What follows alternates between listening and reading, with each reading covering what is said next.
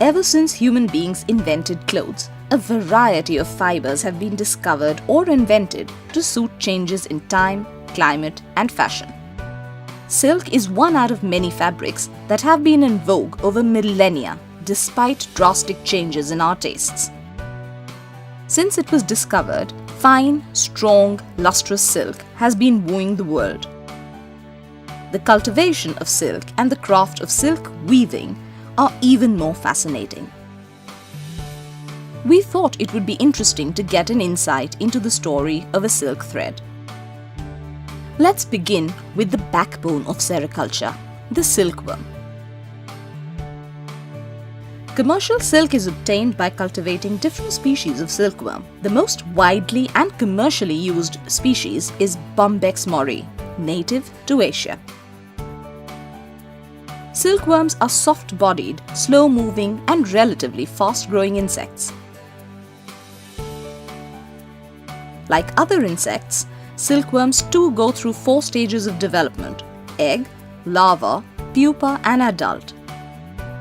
The larva is a caterpillar. The pupa is what the silkworm changes into after spinning its cocoon before emerging as a moth. Since the silkworm grows so drastically, it must shed its skin 4 times during its growth. These stages within a stage are called instars. The eggs normally hatch during summers, which coincide with the mulberry tree regaining its leaves after shedding them in winter. Eggs hatch within 25 days depending on the weather, with warmer weather hastening the hatching process. A silkworm's preferred food is white mulberry leaves, though they may eat leaves of other mulberry species as well. Due to the practices of our ancestors, silkworms have become fully dependent on humans.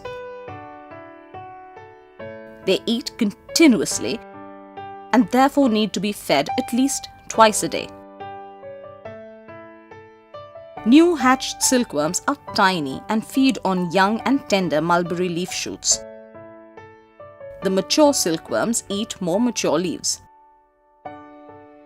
As the pupae continuously eat, the containers get filled up with their excreta. These therefore need to be cleaned periodically. Furthermore, silkworms are prone to diseases.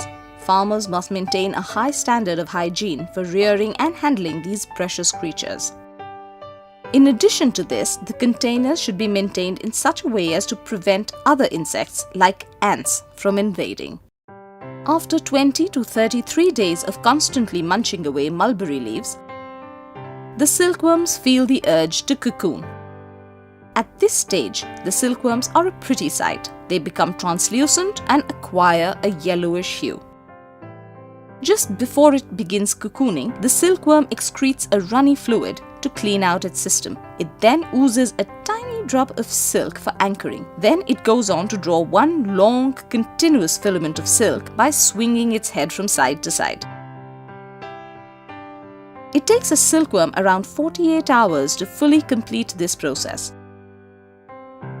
The result is a perfectly ovate cocoon made of a single continuous strand of silk measuring up to 1 kilometer in length.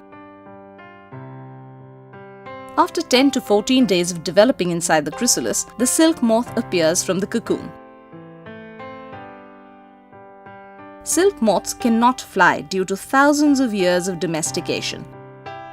They need human assistance in finding a mate and lack fear of potential predators. However, almost immediately after emerging from their cocoons, male silk moths leave their containers in search of a female mate. Olfactory hairs on the male's antennae help them detect pheromones released by the females. It is easy to distinguish between the male and female silk moths due to the slightly larger abdomen of the females. The males also tend to be more active. The average lifespan of silk moths is a paltry 5 to 10 days, even though males generally live longer than their female counterparts. After mating, a female moth will lay between 300 to 500 eggs before dying. The male moths, if not too old, continue to search for another mate. Reeling, or the process of drawing silk yarn, should be started before silk moths emerge from their cocoons. Once the moths emerge, the shell is of no use because the adult emerges by piercing the cocoon shell. To prevent this, cocoons are either dried in a dryer or stifled in steam. This action kills the pupae inside, thereby allowing farmers to obtain more cocoons fit for reeling. Before reeling, the cocoons are processed in hot water at 95 to 97 degrees Celsius for 10 to 15 minutes. This cooking makes the unwinding easier without breaking the thread. In India, silk is reeled on country-type charkhas or spinning wheels. The silk thus produced is substandard, uneven, and carries many slubs. Improved cottage-type or large-scale basins for the extraction of superior quality fibre have been introduced in recent years. Once the silk is reeled, weavers and tailors put in their creativity, art and labour to create gorgeous drapes and fabrics to cater to the demands of the market.